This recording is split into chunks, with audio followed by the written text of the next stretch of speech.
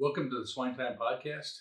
I'm your host, Dr. Spencer Wayne, here at PIPESTONE. I'm one of the staff veterinarians, and I'm also one of the owners of PIPESTONE Holdings. And I also have the great pleasure of hosting a podcast one or two times a month where we bring in interesting speakers, most often from within our company, but also from outside our company, to talk about interesting things, things that would be of interest to our listening audience, which is mostly farmers, shareholders of our PIPESTONE managed farms, clients, people that we just associated with and know, and maybe people that we aren't even associated with, but generally farmers are our listening audience. Today, I have a special guest to talk about safety, Josh Pawson. And normally I know our guests well enough to know a lot about them, and I can give them a hard time or have some sense of their background. I don't know anything about Josh, except I just met him a few minutes ago. He is our new safety director, and I'll shut up and let him tell about yourself, your background, who you are, where you're from, and then we can get into what you do. Yeah, thank you, Spencer. It's nice meeting you, and it's a pleasure, obviously, to be here today to talk about safety. A little bit about my background. I grew up in Central Illinois, in the Midwest, in the farming community in Central Illinois. So I grew up on a sow farm where we had about 250 sows. We were farrow to finish. And so my job growing up was to work in the farrowing houses back then. So a lot different than what we have today when it comes to facilities and the size of our farms. But certainly growing up on a farm was a great experience for me. It's a passion for me.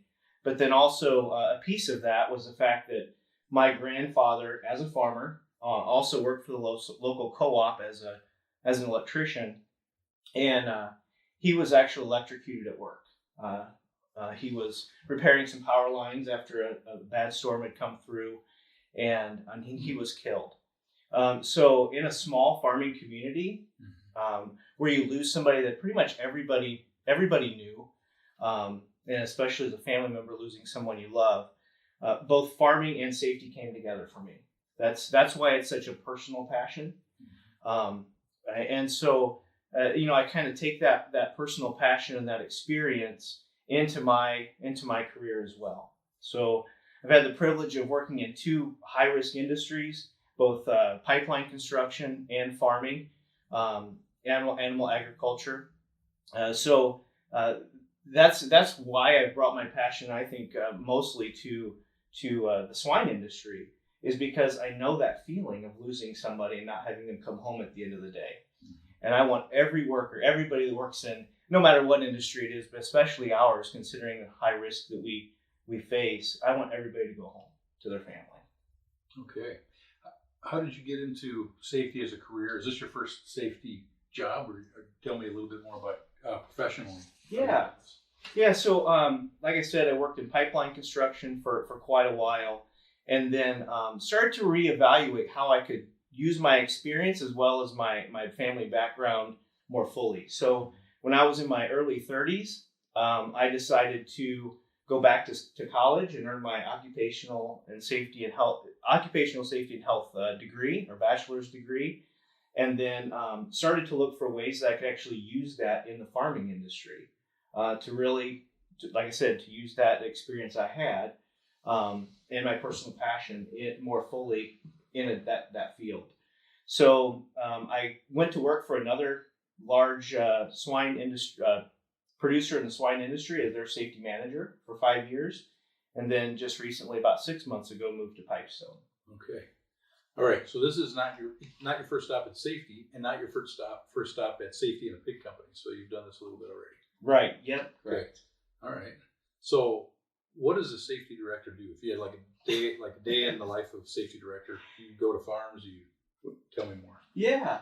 So part of my daily routine, or my weekly routine, is to visit farms. Right. So we have obviously a large system. So it's visiting farms. It's visiting our small animal clinics. It's working with our feed mills. Really, it's the whole system, right? It's all the departments kind of fall under my jurisdiction, if you will, as a safety director.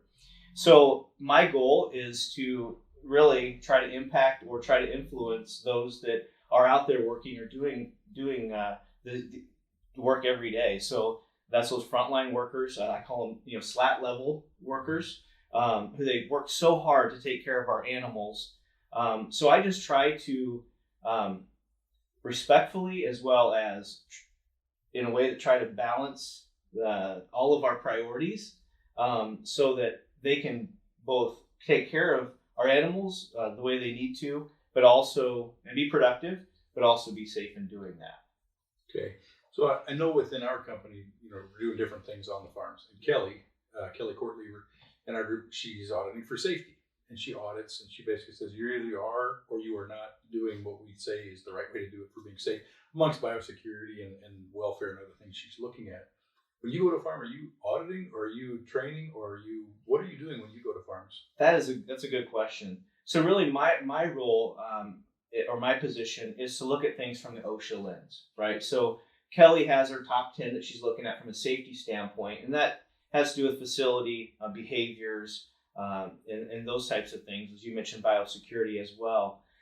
From my lens, I'm specifically looking at things that an OSHA inspector would look at when they go to a farm, and then also trying to help the manager understand what we can do if there are opportunities to try to prevent an incident where a high-risk type incident to where we would have the liability or the risk of an OSHA inspection or an OSHA investigation.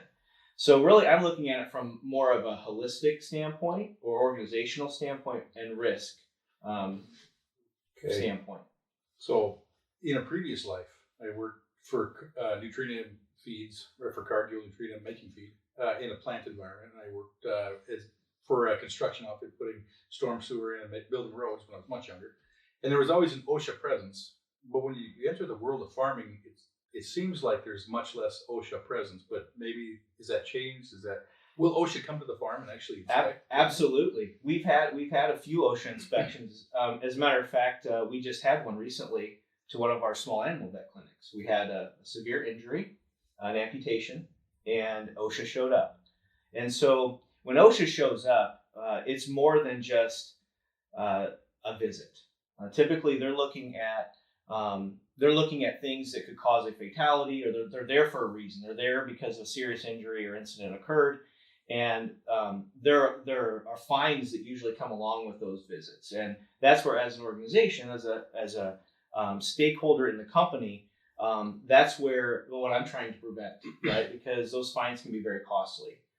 And so my job is to work with when that happens, when we have an injury or an incident like that. My job is to work with OSHA and work through that investigation to prevent us from incurring any fines associated with that incident. And of course, usually, or always, in fact, OSHA has corrective actions they want us to implement.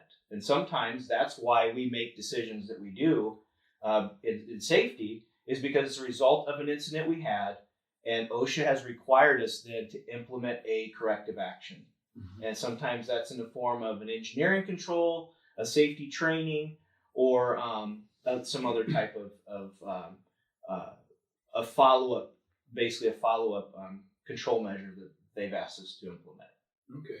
Not that I want to talk about OSHA a lot more, but that's a part of it that I'm not used to thinking about, because I know we record reportable injuries, lost time injuries, things like that, and it affects our insurance rates. There's a lot of things that it affects, but I'm not aware that OSHA would come and do an investigation later. Is that uncommon, or is that common that would happen? So it's common in mostly when there's a severe injury, and in our industry, as one of the highest risk industries in the world. I mean, it's up there in the top of the list when it comes to number of injuries as well as severity of injuries.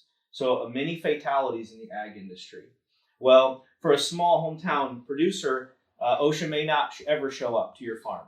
But as a larger entity like Pipestone is, that is a risk we have because of the number of employees we have on our farms, and because of the type of work we do. Yeah. So yes, it's a reality, and I would say, in the last 5 years, we've had, a half dozen incidents that would have an OSHA investigation tied to it, and even if they don't investigate, they always follow up with me on what we've implemented. Okay, I wasn't aware of that. Yeah.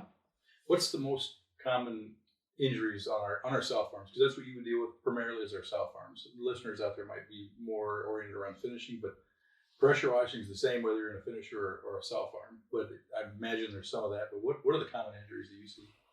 Yeah, the most common injuries we have are back strains and sprains, and then obviously laceration type injuries, because we think about the sheer amount of movements a person makes when they're working on, whether it's a sow farm, whether it's a grow finish site, how many times we're bending and lifting, picking up pigs and moving animals. We use scalpels every day. We use posting knives, such veterinarians such as you, posting pigs all the time with posting knives. And no matter how much experience we have with those tasks, there's still a risk there that we could get injured. So I would say from my standpoint, the highest risk tasks would be power washing because of vibration and handling high pressure equipment.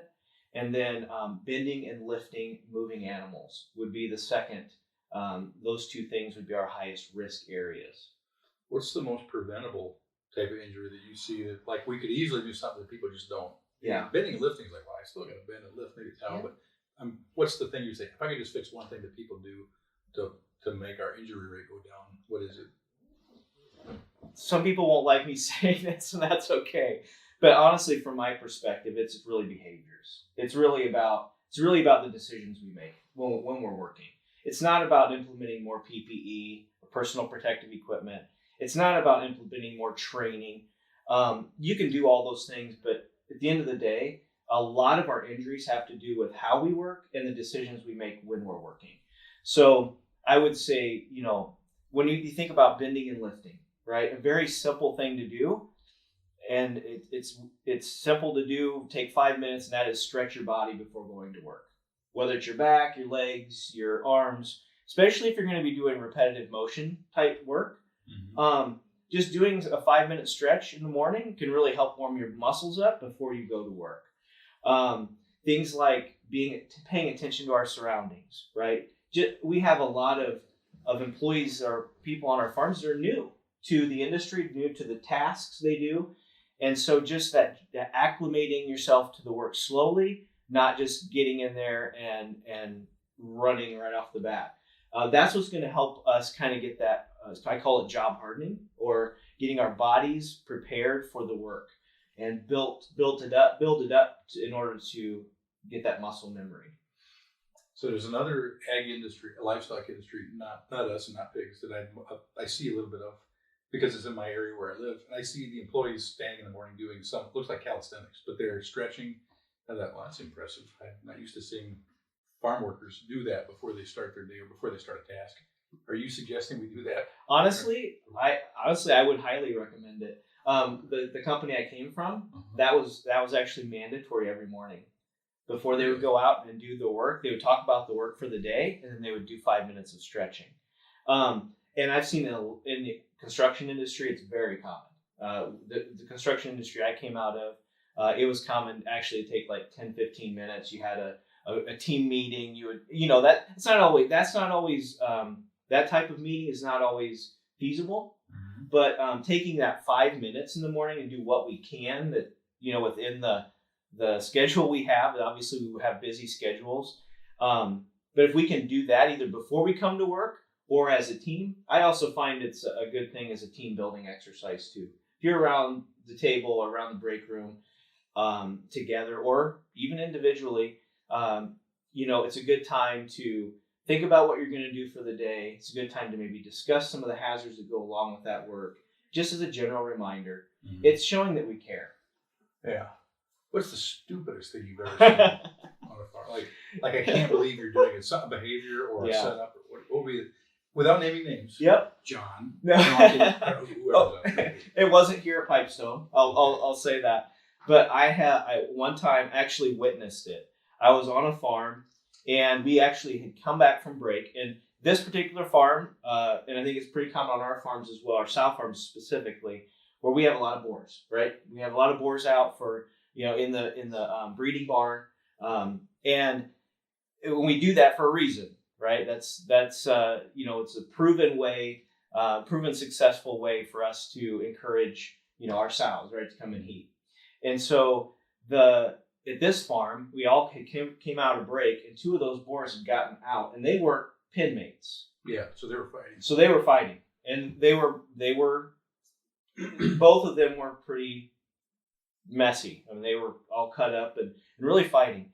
Well, an employee without any type of protection, sort board, anything, tried to get between those 2 boars, and he ended up getting a tusk in the inside of his leg.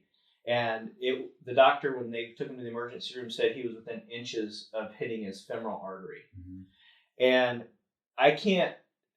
watching that, seeing that, responding to that. You were there? Yes, I was there. I helped the employee. We called 911. We didn't actually wait for the ambulance. We took him right to the hospital because it was faster. Mm-hmm.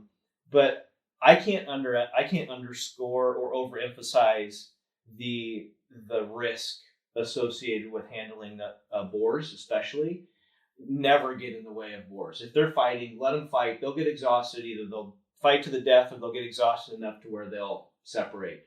But it's never worth our life or our health to get in between that type of situation. That employee learned from it.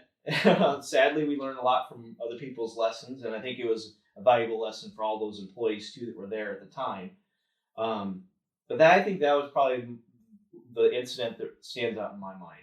Okay. I've seen others in construction that were worse than that, but that one's the worst in the swine industry. So that's like stupid. That would be like, is it bad or stupid or bad? It's like, well, that was just not wise. Stupid. Yeah. But what's the worst injury you've seen? So the worst injury I've seen was not in agriculture. Actually, it was when I was working pipeline construction. I was actually assisting the safety guy, if you will, on a very large project. It was over a month in length, and we had a truck driver mm-hmm. who was loading a semi truck with large timbers that we used for transporting equipment on the right of way. And the truck driver put his arm up inside of a grapple as the operator was lowering a strap for him on the other side. So the operator couldn't see him because the truck had been loaded with timbers. The truck driver put his arm up in the grapple to grab the strap. Mm-hmm. Instead of waiting for the operator to just drop the strap. He reached in, and the way the grapples are designed, they're designed when they open to shear whatever's inside of them. And so he put his arm up in there. And fortunately, the operator was a well-tenured, experienced operator, felt something wasn't right. He actually gently closed his grapple. So he saved the man from having his arm completely amputated, but it was about the thickness of a pancake. Wow. And he had multiple surgeries. They actually were able to save his arm, but multiple surgeries, long road to recovery. Another, if you want to use the word dumb, sometimes that was another dumb injury. That was an injury that was very preventable, and it could have cost the person their arm. And it's those types of injuries that really make me think back to my grandfather, because his death was also very preventable. Mm-hmm. He acted upon the advice of his supervisor, and his supervisor meant well, but gave him very bad information. And my grandfather didn't double check the information before going into the work site. So it's those types of things, just slowing down, thinking about what we're doing. We have a noble, I think of farming as a noble job. I think of my job as, it's not nearly as noble as a farmer every day working to provide food for the world. But one thing that's not worth it, in my opinion, is sacrificing your life to do it for something that could be avoided. In doing that, we're just defeating the purpose of what we do every day. Mm-hmm. And so we have to think about our own well-being and realize that we are important. We do provide something that nobody else can do. I mean, we have the experience, we have the skills to do that, and not just anybody, can be a farmer, mm-hmm. especially a livestock farmer. There's a lot to that. Yeah.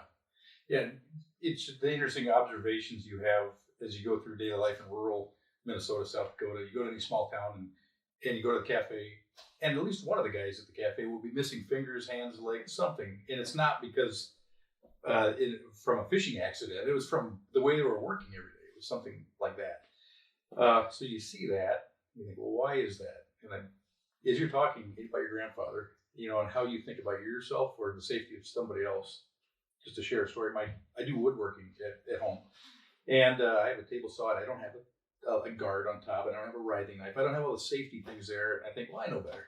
And I'm used to operating, and I've got weird knobby hands now because of stupid stuff I've done and not lost digits. But my daughter came in, and she was, oh, Dad, while the blade was running, she pointed at something right next to the blade. She probably couldn't even see the blade because it was spinning. And she got within inches of the blade with her little fingers. And she was 10 with her whole life ahead of her, beautiful young lady. Her name is Ava. And I remember just like your heart just explodes with concern because, well, it's my daughter. Like, I'm putting my own fingers right next to that thing all the time, thinking I know better. Now, I probably could lose my finger, but the concern for others is huge. The concern for yourself is not. Yeah. And so when you're doing your job, well, that's just you. So you blow off your own safety concerns. Where if somebody was looking at you, they would have more concern for you than probably you have for yourself, I think. Is there accuracy in that? Absolutely. And the thing is with us being in the livestock industry or in raising animals, right? Being caretakers for animals, they depend on us, right? They can't take care of themselves. We have to be there to feed them, water them, give them medications, vaccinate, whatever it is. We have to be there. If we get hurt, we're one less person there at that farm to help take care of our animals. Mm-hmm. And that's the other thing is it's about our own personal well-being, right? We want to think about that. But on a grander scale, if we get hurt, if we do something that could be avoidable, and we do something just because of sheer oversight or whatever, we're getting in a hurry, whatever it is, we're impacting the team around us and the animals that depend on us to take care of them. And then third, we're impacting ourselves, right? Like, that's kind of how I look at it. From my lens, I want people to be okay because I care for people, but I also want to make sure animals are taken care of. Yeah. So before we met today to record the podcast, I was thinking about safety. Like, what is safety? You can be easily pretty cavalier about safety because of all the stuff you just talked about. But one natural conflict I think that has to occur is, well, we're going to be the safest company ever. Ultimate safety. Well, then you just go out and bubble wrap and knee pads and a helmet, and you drive 55 miles an hour down the safest road, and you never get anything done because you spend all your time being safe. And the opposite is you're just doing things as fast as you can, the most efficient ways you can. What's the rub between the need for results and the need for safety? Because you can't be just all safety. Right. How do you navigate that? Is there a philosophy? I mean, you've kind of explained a little bit. You have a good personal story to illustrate it, but within our company, like how does that work between go faster and do it better and do it safer? Yeah. So it really does go back to what I said earlier about behavior and mindfulness, right, when we're working. I'm a firm believer that I'm going to sound like I'm putting myself separate from production. I don't mean it that way at all. I'm a firm believer that production and safety can work together and accomplish the goals we have, right? There's no question. We can work symbiotically, if you will, and accomplish the same goal. Where we get into this mindset of, well, safety is potentially a conflict is when we start looking at it as safety is just adding more to our plate and adding more and more and more to make our job harder. I never want to do that. My intent is never to make anybody's job harder. Really, I think what it boils down to is making safety part of your everyday routine and your thinking, right?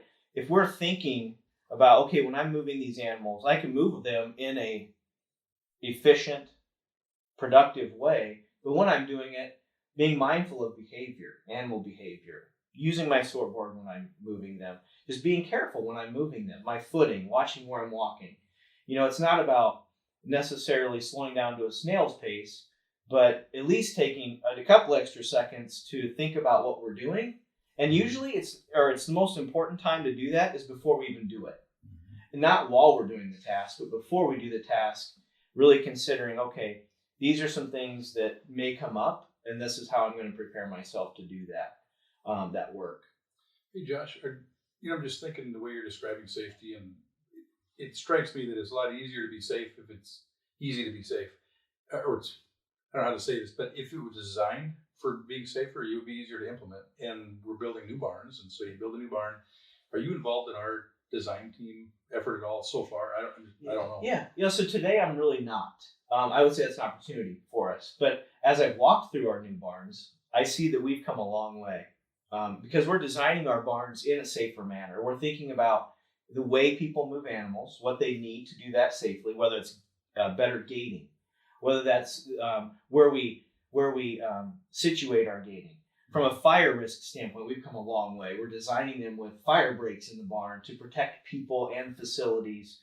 When it comes to head knockers, so things hanging from the ceiling, right? I've seen we're moving like power washer lines to the side of the hallway. So that's a very good example of how safety and production can really work together and accomplish the same goal.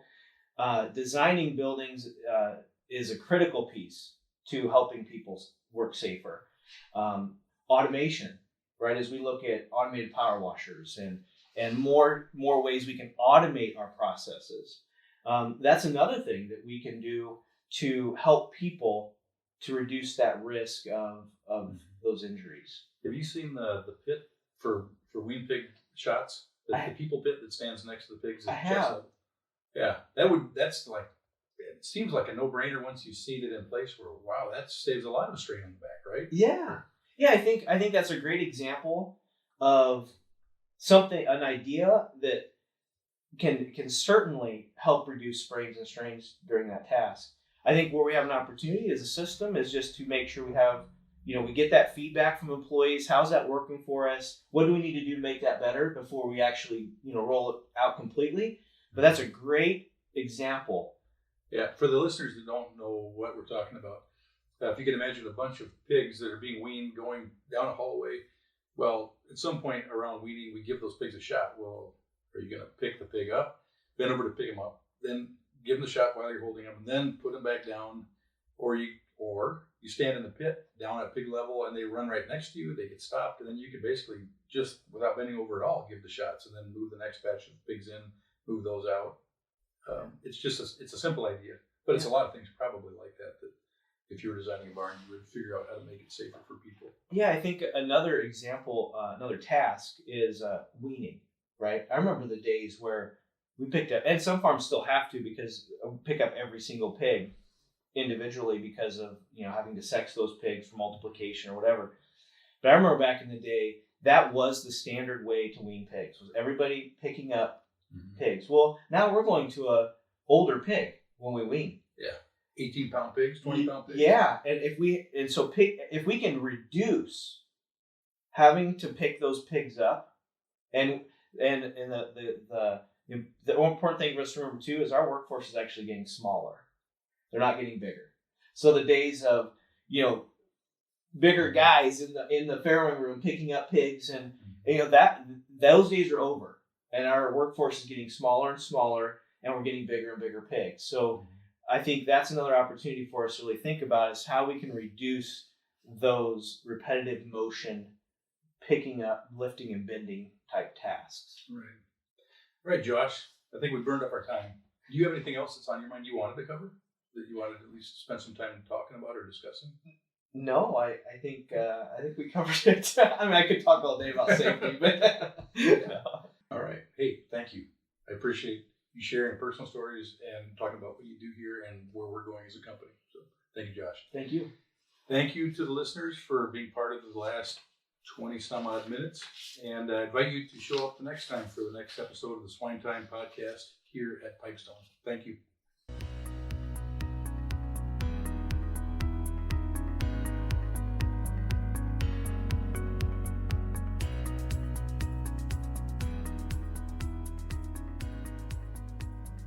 SwineTime Podcast was created for the pork industry and individual pork producers around the country, hosted by Dr. Spencer Wayne with the Pipestone Veterinary Services, The podcast contains pork industry news, advancements in animal care, and how to enhance your productivity.